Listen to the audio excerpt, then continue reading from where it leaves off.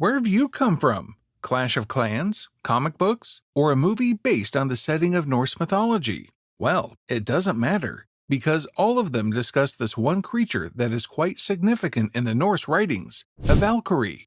Now, if you don't already know, those selected to battle alongside Odin during Ragnarok are known as Valkyries, which means chooser of the slain. It is a creature who is portrayed as a warrior lady riding a wolf or a boar while carrying a spear, deciding the fate of soldiers in combat, and transporting the dead to Valhalla, Odin's Hall of Heroes. According to Norse mythology, there were 5 potential afterlife realms, and Valhalla was one of them. The battle between the ghosts of slain soldiers go on all day in there, because they resurrect in the evening and spend the night drinking.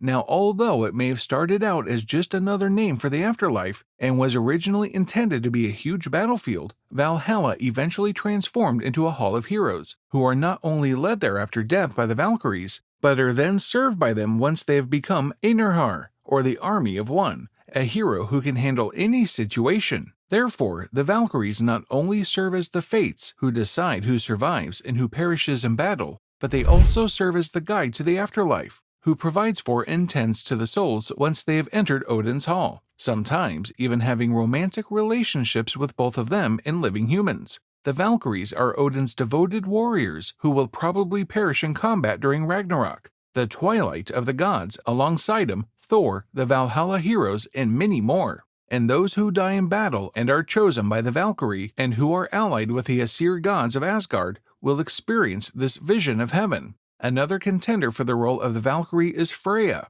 who is shown arriving at the scene of battle and selecting heroes for her own hall, Sessrumnir, which is situated in Folkvagner, and is pictured as a lovely world of flowers, fields, and streams. According to legend, Freya divides the dead in half and gives the other half to the Valkyrie of Odin. For those who do not pass away in battle, there are other, less enticing places they must go. A bleak, freezing kingdom under the frigid realm of Niflheim, Hel is ruled by Hel, the Loki-born daughter, and is enclosed by a tall wall to keep the living in and the dead out.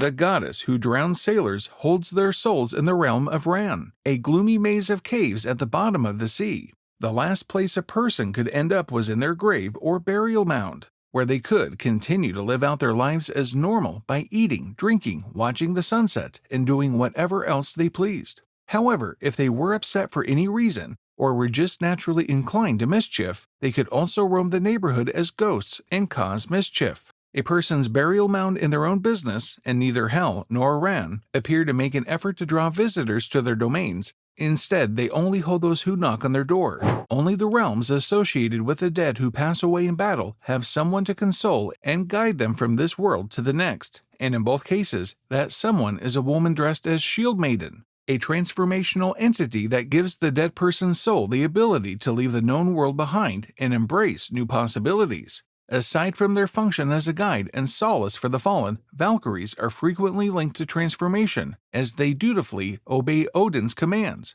They are sometimes referred to as wish girls, although this is also related to their function in granting the desires of mortal males they preferred or who were kidnapped by them. This catching came in the shape of a man robbing a Valkyrie of her clothing as she was taking a bath in a brook or stream. The man would hide the clothing, and the Valkyrie would fall under a kind of spell in which she became his wife and mother of his children.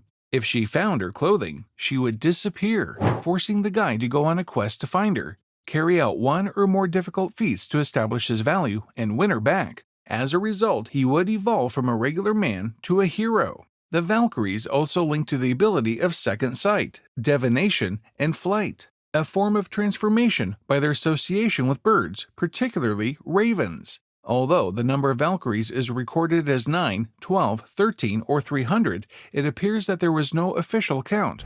It has been claimed that the Valkyries were winged ladies with vari-colored wings, and that there were 300 of them, commanded by either the 9, 12, or 13. The idea of wings fits with their connection to birds, and also directly connects them to Freya, who possessed a magical falcon cloak that let the user to fly. Considering that the word Valkyrie means chooser of the slain, Freya would be the most well-known of these beings. The depiction of Freya portrays her choosing the deceased for her own world while leaving the others in the care of Odin's Valkyrie.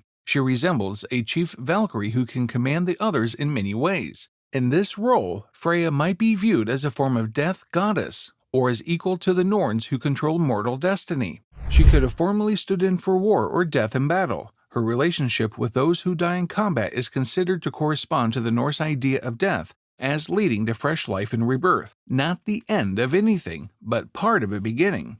She is, however, principally connected with love, passion, and fertility. However, there are a few Valkyries that establish themselves as fully developed personalities and independent people. According to a myth, a prince by the name of Hain abducted the warrior Hygni's daughter, Hilder, while he was gone. With the help of his warriors, Hygni found Hilder on an island, perhaps Hoy in the Orkneys, and proceeded to rescue her. Hilder offered her father a peace offering, but he refused to accept it. Instead, he pulled out his sword and a fight started. Many men lost their lives in the ensuing combat. Hilder stayed on the battlefield that nightfall and revived the warriors who continued the fighting while Hain and Hygni headed back to camp. An endless conflict that would last until Ragnarok started at this point. Instead of deciding who would perish in battle, the Valkyrie Air, who depicted mercy, guards the alive and cures the injured thereafter. Thrud, depicting power, is a powerful warrior who also takes good care of Einarhar in Valhalla. The Valkyrie Sigrun bestows the name Helgi and the ability to speak upon the hero.